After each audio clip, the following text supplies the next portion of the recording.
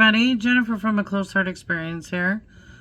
Again, it has been a week for me. I promised you a video on Thursday, and my family is going through some medical things, and frankly, I have been on the phone every day, all day, with clients, family.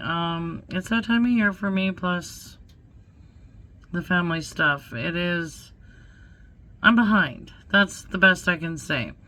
Jessica is kindly picking up the slack where I cannot this week. And so I just want to do a quick introduction saying I haven't abandoned you. I'm still here.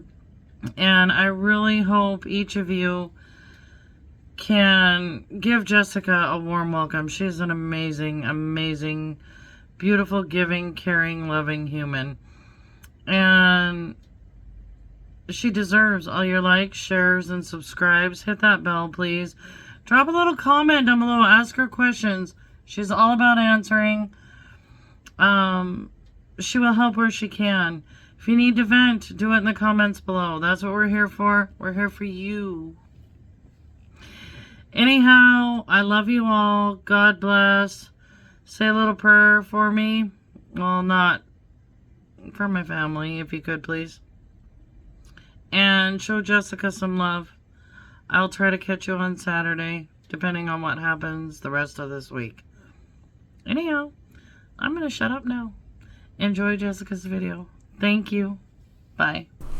Hello, everyone, and welcome back to A Closed Heart Experience.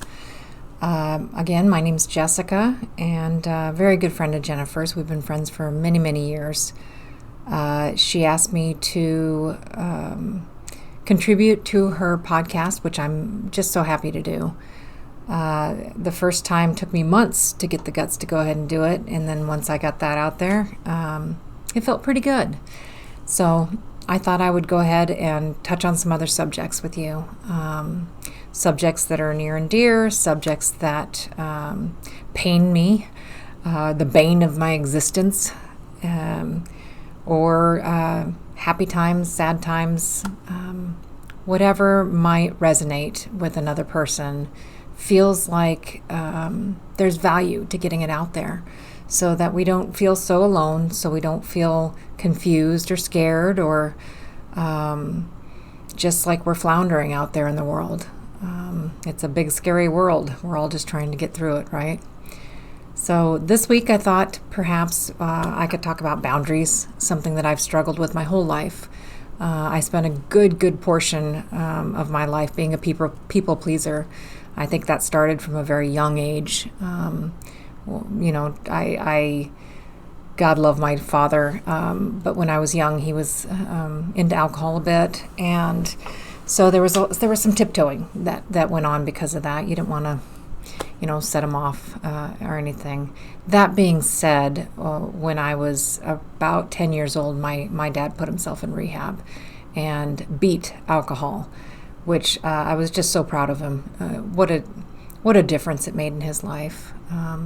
He's passed away now, but I wish he was here to tell him how proud I am of him, for that. It's not an easy thing. But as a child, between my mother, who had some issues of her own, and my father, who had some alcohol dependency issues back in those days, there was a lot of tiptoeing that went on. So you learned to be a people pleaser from a very young age, and then that just kind of went on through my adult years, unfortunately. And I think a lot of us are people pleasers. We are nervous about making people feel bad, or how is that going to affect them? What are their feelings going to be? Am I going to hurt their feelings? Are they going to be mad at me? I think we need to stop feeling that way a little bit and get into more of the, how's it going to make me feel? This is our life. And I think I have spent a big part of my life being dismissive about how I feel or how something makes me feel. And I've been more concerned with how it makes somebody else feel. So in my 40s, which I'm in mid-40s, I'm 46 years old now, I started to put some boundaries in place. Maybe even my late 30s. I just got tired of it. And feeling walked on, used, stepped on, because when you don't have any boundaries and you are a people pleaser, what you run into is people who will take advantage of that and take advantage of you. So having boundaries in place is very, very important. As I get older, the thing that I notice most is how quickly time slips away from us. I was a busy mother running my kids around to soccer practice, helping with homework, cooking meals for 7 people, taking them to school, worrying about getting their first car, things of that nature. And then I blinked. And today it's just my husband and I in our house. Our kids are all grown. We're just alone in the house with our dogs. So time really does go by so quickly. You blink and it's behind you. And it's the one thing you can't get back. No amount of money can get you back the time that you've missed with your parents, with your children, with your husband, with your family, friends, pets.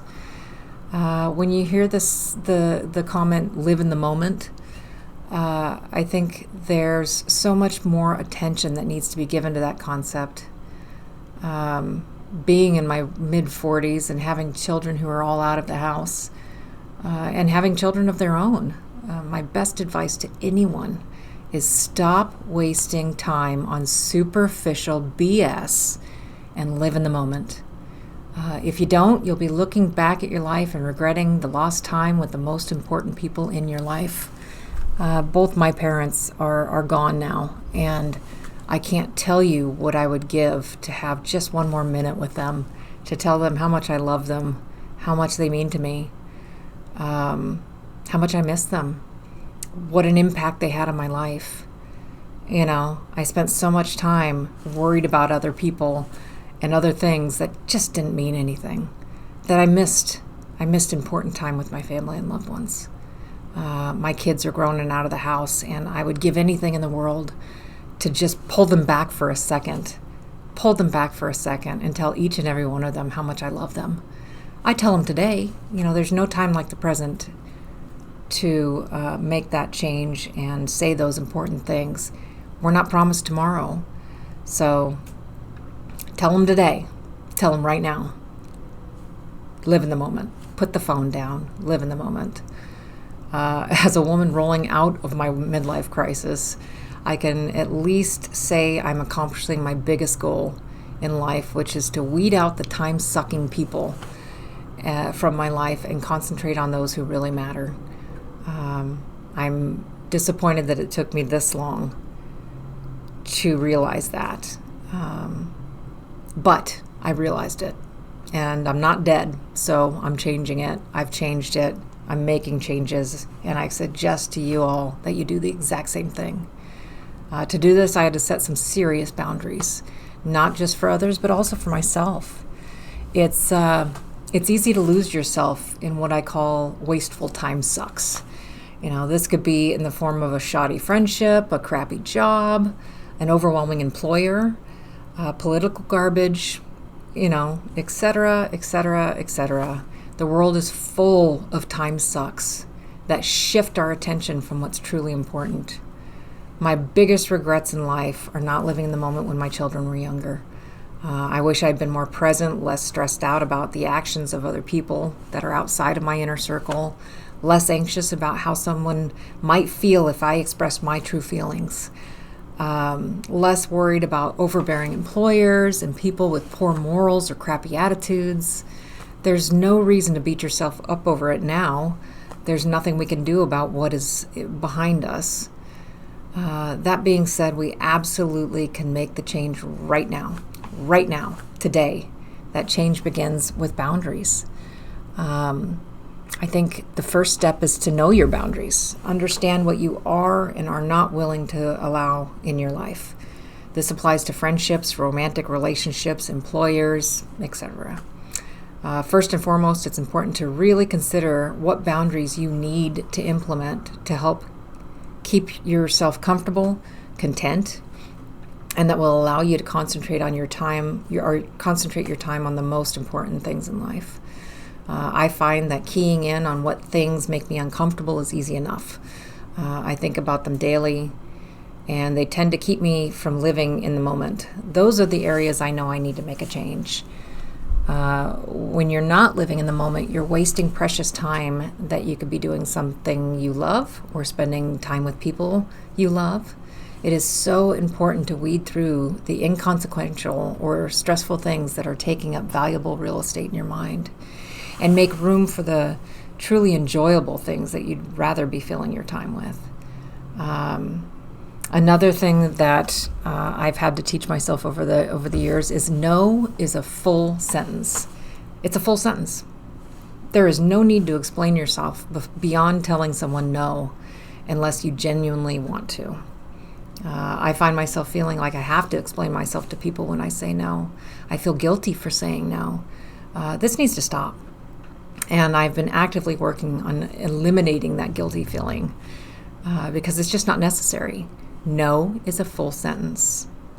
I feel like I might hurt someone's feelings or they'll be upset with me. The problem here is I would end up enduring an activity, a task, or giving up my weekend to help someone else with something I didn't want to do in the first place. So saying no is important, and there's no explanation needed. If you don't want to do something, no. No, thank you. You can be polite about it. You can be rude about it. You can be stern about it. You can be forceful about it. No is a full sentence. Here's what I've learned after years of people pleasing. Number one, what goes around definitely doesn't come around when it comes to acts of kindness. I have given my all into friendships. Every phone call, every time they called and needed something, I was there. I was there, always. I was there, and I'd bring my family along. I'd bring my husband along to help. And it oftentimes never came back around to us. When it did, those were the friends. Those are the friends you keep, you know. You give, you take. You give, you take. Those are good friendships. But the ones that just took, those are the ones you might weed out because their time sucks. True friends are not offended in the least when you tell them no thank you to an invite or if you're unavailable to help them. They will also value your honesty and your boundaries. Number 3, if you're unavailable, or if your unavailability or saying no upsets a person or they become pushy, that might not be the person you need to be spending much of your time with in the first place. People who have poor reactions to you saying no, that's not your problem. That's their problem. That is their behavior. And their behavior, their responses are not your responsibility. That's their responsibility. So don't take on their reactions. Don't take them on. Those are theirs. They get to keep those. And then the older you get, you need to start being a bit more picky about who you allow yourself to spend time with anyway. Or actually, who you allow to spend time with you. You know, spending time with you is a privilege. Being with you is a privilege. You are valued. Your time is valuable. And being with you is a privilege, not a right. So you get to pick, and you get to be picky about who you allow in your life. And that is so important. That is so important because if you allow the wrong people in your life, next thing you know, your life has passed you by because you've been concentrating on the wrong things and the wrong people. So be picky about who you allow in your life because it is a privilege for them to be there, not a right, a privilege. And keep that in mind. You get to choose who you allow in and who you set out. So be picky. Be picky. Setting boundaries is hard. It's a lot easier said than done, especially if you care about the person or if you're a lifelong people pleaser. You know, if you care about somebody, you don't want to be harsh or stern with them when you say no. But on the same note, if they're kind of a pushy person, you might have to be. The thing about boundaries is they're easy to set, but very hard to stick to. If you've been a people pleaser your entire life, saying no or sticking to a boundary may be exceptionally hard. Just keep at it. The more you stick to your boundaries, the easier it gets. And the more the people around you learn your limits and stop trying to push, they'll stop trying to push on them. Trust me, it's worth it in the end. So know your limits and stick to it. Keep at it. You're worth it. Your time is worth it. Also, you'll see firsthand that your friends, your real friends, they won't be upset with you. And the fears of hurting someone's feelings or upsetting them, once you lay those boundaries in and you stick to them, that'll all dissipate. The uncomfortableness that comes with it will dissipate. It does. And it just becomes a hard limit that people learn about you. And then they will respect it. Boundaries don't just protect your time. They can also protect your emotions, your feelings, your opinions, your values, your political views, your family values or upbringing of your children, your work life, and many other areas of your life. I know for me, I've been, well, have you ever felt someone taking over or talking over you or disrespecting you or disregarding your opinion in a conversation? So I know for me, at that point, I would stop expressing myself or change what I was going to say to soften the backlash because I didn't want to hear their response or their reaction to what I had to say. Or I could already tell from the look on their face or the way they were receiving whatever I was saying that they were going to have backlash. So I'd soften what I was saying. Why? It's still my opinion. In situations like these, if I'm interrupted and I want to continue with what I was saying, I've started to say, "Oh, I'm sorry. Can I just finish my thought?" And it kind of sets people off for a second because maybe they've never been told to wait your turn. It's basic manners. So if somebody's cutting you off when you're trying to express yourself, don't feel guilty asking them if you could just finish your thought before they start, with their response. Once finished, I give the other person the floor. If I don't agree with them about their views, I simply say, thank you for sharing that. It sounds like we have different viewpoints, but I appreciate hearing your thoughts.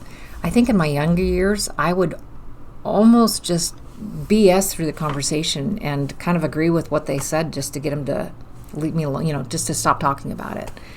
But as I've gotten older, I've realized that my opinions matter. Even if it doesn't matter to another person, they matter to me. They're mine. And they're valuable, and I'm allowed to have them. So in a world where everybody thinks it's my way or the highway, that's BS. That's not true. We are all individuals, and we're allowed to have our individual opinions. And don't let somebody cut you off when you're trying to express yours. Just politely ask them to wait their turn,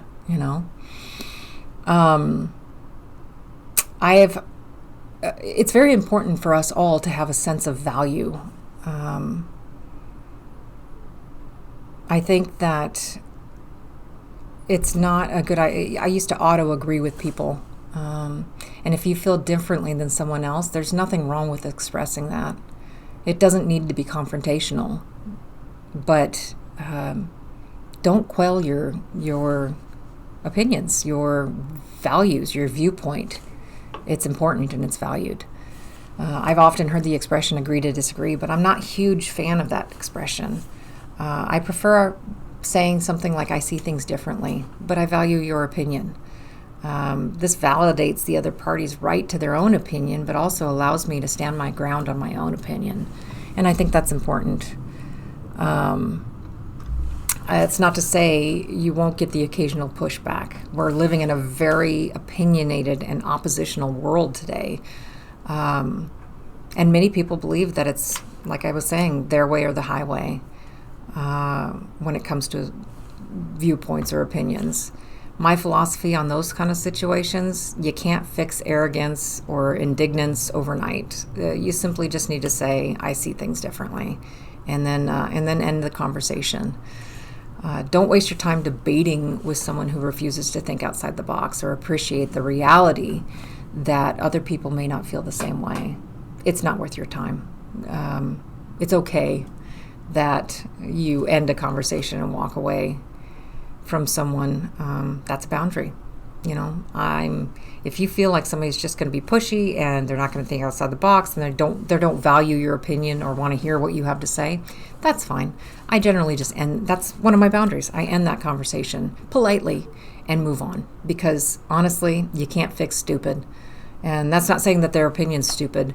Their way of receiving information and giving information is stupid. If you can't value that I have my own opinions and my own thoughts on things, and value that it may be different than yours, then I'm not going to waste my time talking to you any further about it. When it comes to boundaries, standing your ground is important. Don't let others push you into something you don't want to do. Resist the urge to cave due to pressure or bullying, because I think there's a lot of people out there who bully and don't even realize they're bullying. They're everywhere, and some are hard to spot. I've had a number of friends in my past, and the key word is in my past, who have been bullies. And it may come off as innocent and just a little pushy, but after a while, it becomes obnoxious, and you find yourself making excuses instead of just saying no, because you don't want to hear their BS or their pushiness. Why don't you want to hang out? What's the big deal? It's only an hour. What else are you doing? Where have you been this morning? You didn't answer your phone.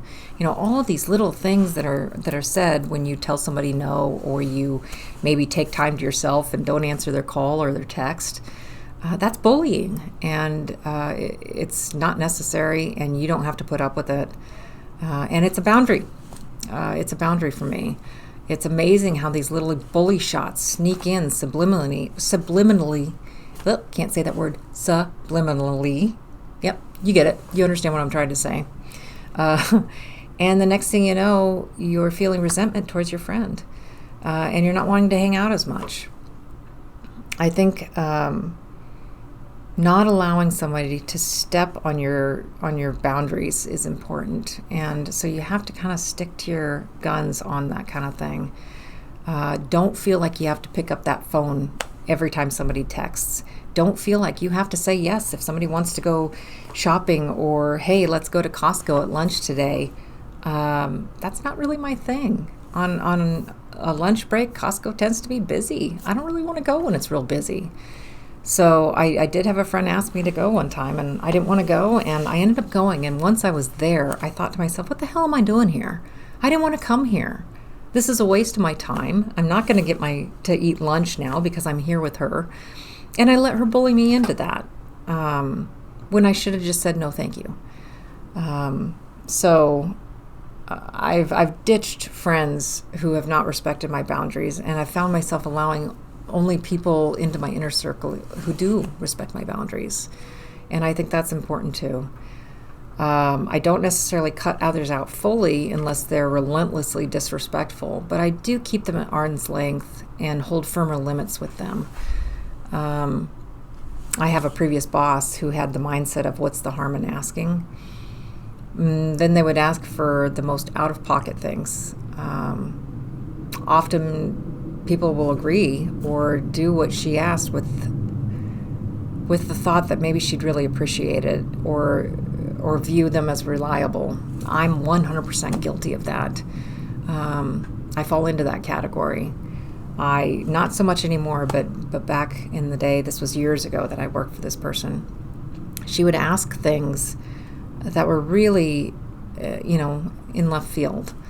And I would often say, okay, and I'd end up working till 10 o'clock at night, or I'd end up doing things that really weren't in my job description because I thought I was helping her. And it took me a while to realize that she was just looking for a sucker who'd take on the world for her so that she didn't have to, so that she could flutter off to the next vacation and leave the bulk of the responsibility in my lap. And they don't consider the amount of inconvenience that they're putting on their employee or that person. They don't appreciate you more or treat you better.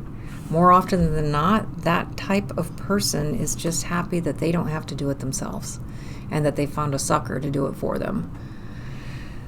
Oh, next thing you know, you have all the responsibility, but none of the benefits. No extra pay, no appreciation, and you're being used to the core, and you start to suffer burnout. And that's what happened. And I had to leave that job because I was totally burnt out, and never said no. I think that employer is the one that actually catapulted me into this mindset of no is a full sentence. I don't have to explain myself to anybody. If I don't want to do something, that's my prerogative and my right. And she's the one that got me to start laying down some real strict boundaries in my life so that time wasn't being wasted. So much time has been wasted over the years. Anyway, relationships. Relationships are give and take. Decisions should be shared, and a good partner will never push you into something you don't want to do. I'm very lucky in that aspect. My husband is amazing when it comes to making decisions or not forcing me into doing something I don't want to do. We pretty much make all our decisions cohesively together, and we're very compatible in that way. But I've been in relationships that weren't so compatible, where it was their way or we just weren't going to do anything, manipulative. And a good relationship is built on trust and compromise, where you bounce ideas off one another. You don't have to always agree, but you should be able to compromise until you reach a place where you're both comfortable. So don't be afraid to stand your ground in a marriage or in a relationship either. No one, no matter their status in your life, should be able to push you into doing something that you don't want to do. So relationships, be comfortable saying no in relationships too. Hopefully, we're all able to have somebody in our lives that we feel compatible with, to where we're not fighting on decisions of any sort, and we're not doing anything that we're not comfortable with. But never feel like you can't say no, because you can always say no. Friendships, a pushy friend might be a toxic friend. While it doesn't mean you need to eliminate the friendship completely, it's probably important to establish boundaries with that friendship. A good friend will never ever guilt you for saying no. It's not to say a friend may not push, but it's up to you to stop that in its tracks with a strong response. If a friend responds negatively to you saying no, put the response back on them. There is zero reason you need to own their behavior. Give it back to them. One way to do this is to repeat what they said to you. This works for a nasty comment as well. I use this one often. If somebody says, you never do anything fun anymore, for example, you can reply with, did you just say that I don't do anything fun anymore? And then pause and let them marinate on what they said out of their mouth. Or you can just say, can you repeat what you just said? By making a person repeat what they just said, or whatever nasty comment they just said, it takes the power away from the jab. It takes the dopamine out of that hit that they tried to throw at you. And it's not as exciting for them anymore. And they're just stuck with their own words. So if they do repeat what they said, if they push past that and go ahead and repeat it, you could simply say something like, I'm really shocked you said that. And give it no more attention. You don't have to explain anything. You don't have to say anything further. If somebody says something nasty to you, or they have a nasty response because you said no, or anything of that sort, give it back to them. No, thank you. I don't want that. That's your negative comment. You can have that right back. So give it back to them. It makes them think about what they're asking. In all fairness, maybe some of your friends or some people don't realize how it sounds or comes across when they have a negative result to something you've said.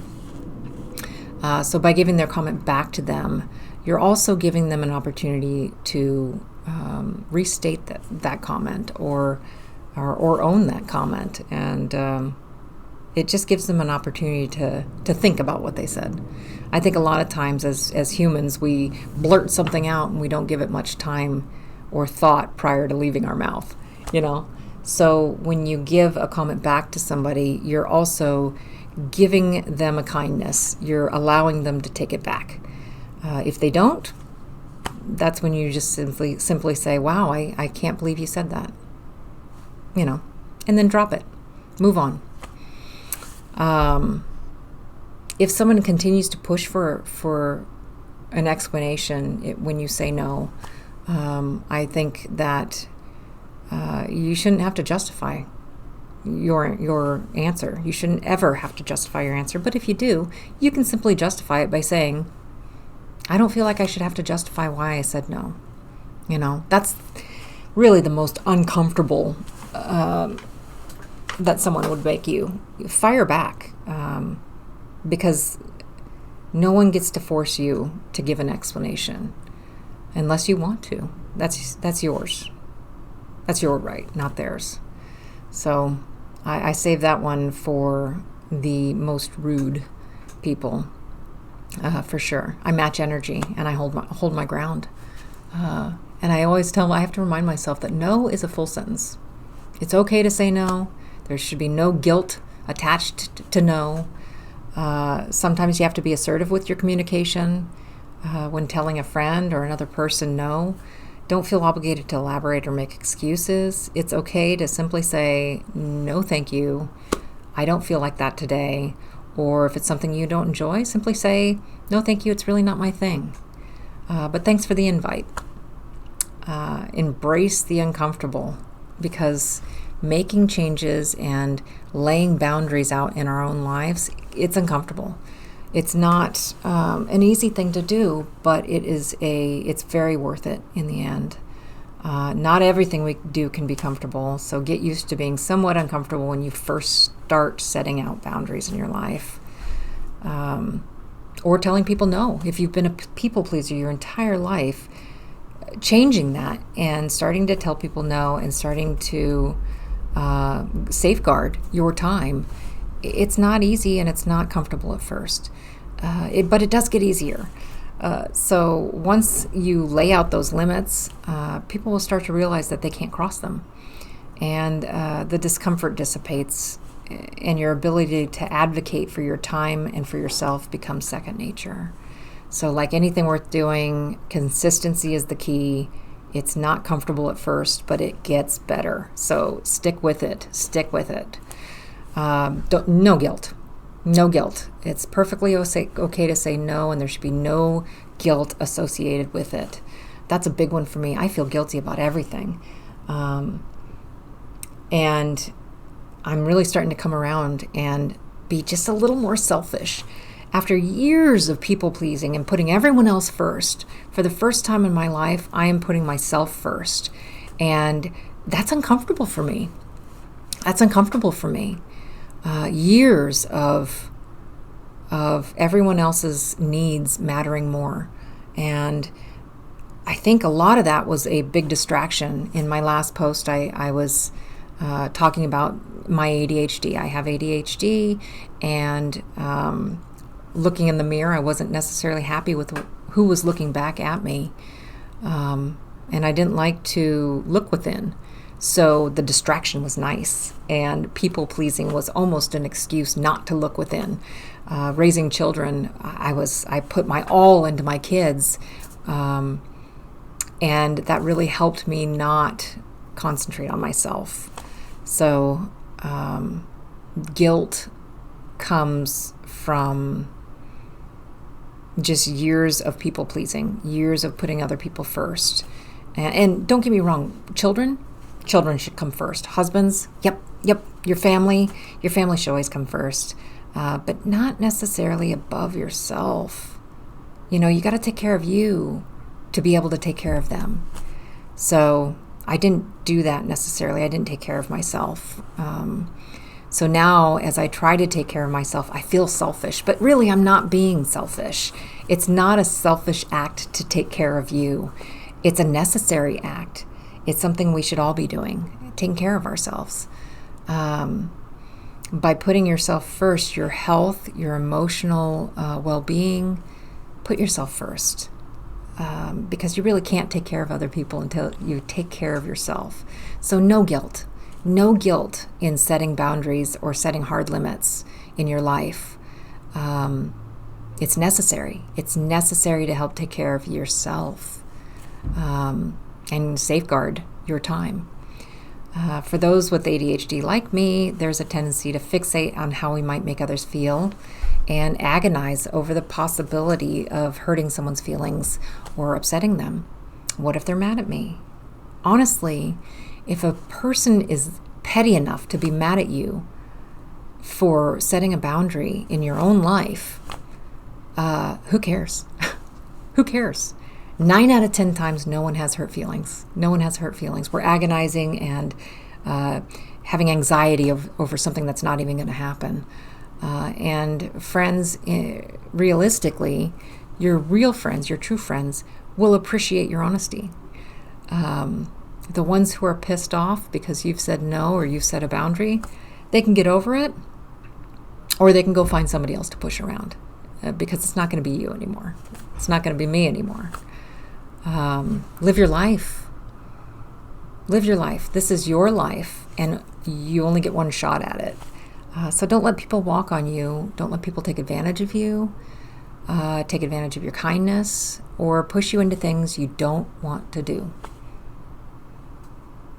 Value your time. We're often so concerned with hurting others' feelings or with the thoughts or emotions of other people that we don't consider our own. And we end up wasting our own time on things we just don't want to do or shouldn't be doing. Protect your time, and don't feel guilty about that. Protect yourself, protect your time. Embrace adulthood. Remember, we're grown-ups. We're not children, we are grown-ups. We don't have to do what we're told anymore. I always pause on that one. We don't have to do what we're told anymore. We get to call the shots. We get to tell ourselves what we're going to do. We get to make the decisions. Our life. This is our life. That one always gets me, you know. I have to remind myself often that I'm a grown-up and I only have to listen to myself. I am my own advocate. I frequently walk around with insecurity pecking on me like a pissed off bird. And I have to say, inside my own head, flock off, insecurity bird. I'm an adult. I got this. I got this. If you missed my last post, one of my favorite sayings is, this is our first time here. This is our first time here. So give yourself some grace. We're all just a bunch of big kids trying to make it through this crazy world. So keep on going. Keep up with the positive affirmations. And even though change is hard, keep it up. Keep going. It's an investment on yourself. So stay consistent.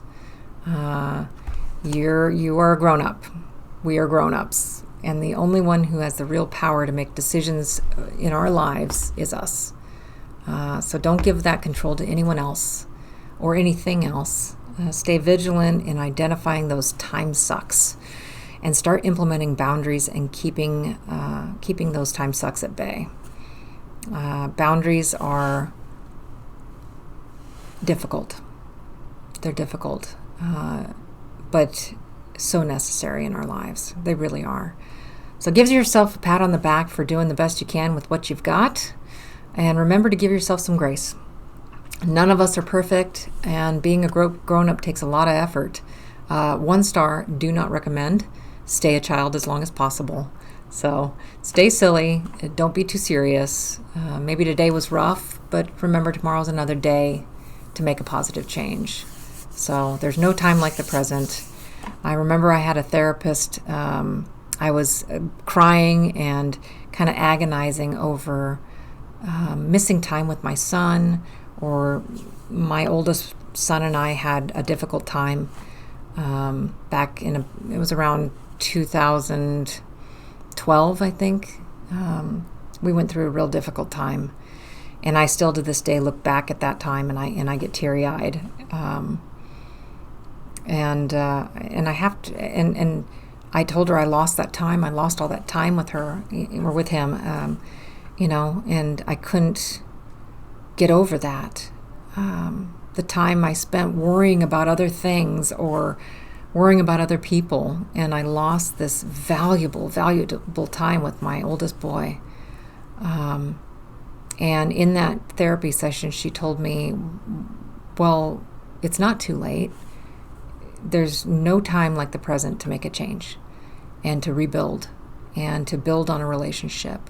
So don't fixate on what you've missed up until now.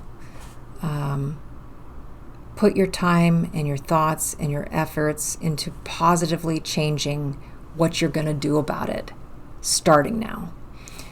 You can repair a relationship starting in this moment. You can repair a relationship, and you can make change, positive change in your life, and get that time back going forward. What's gone is gone, but going forward, you can get it back. You can get that bond back.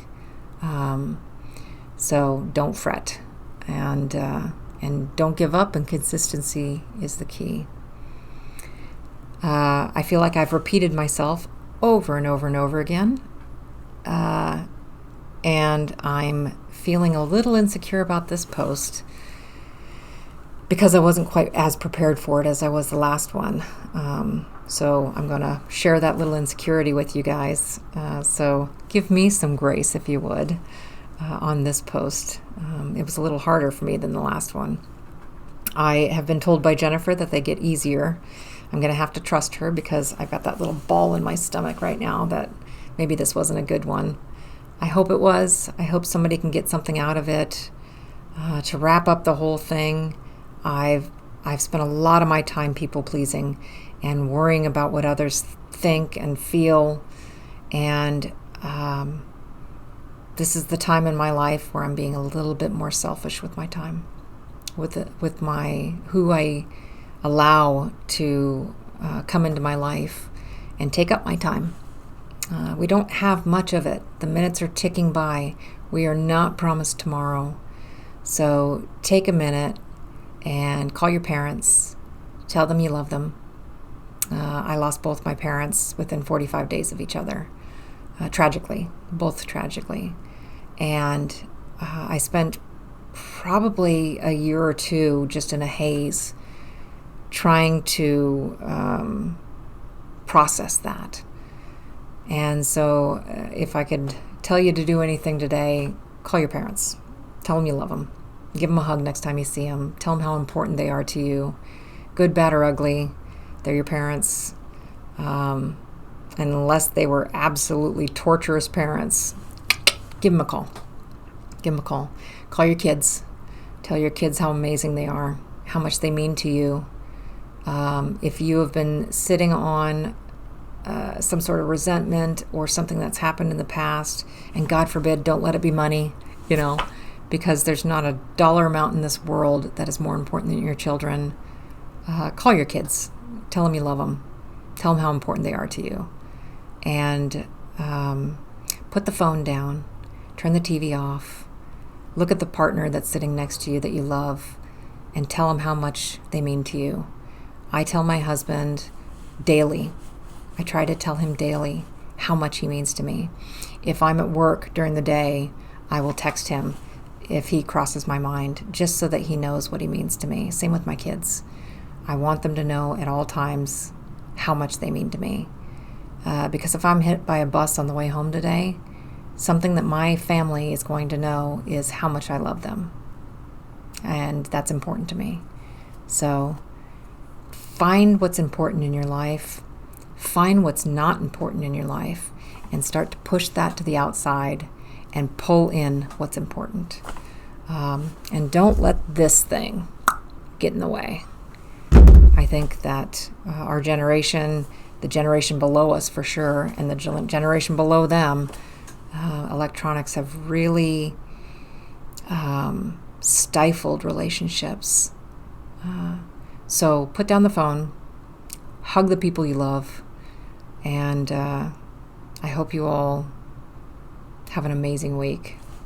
Thank you for listening. And don't worry, these will get better as I go forward. I promise. Have a great day.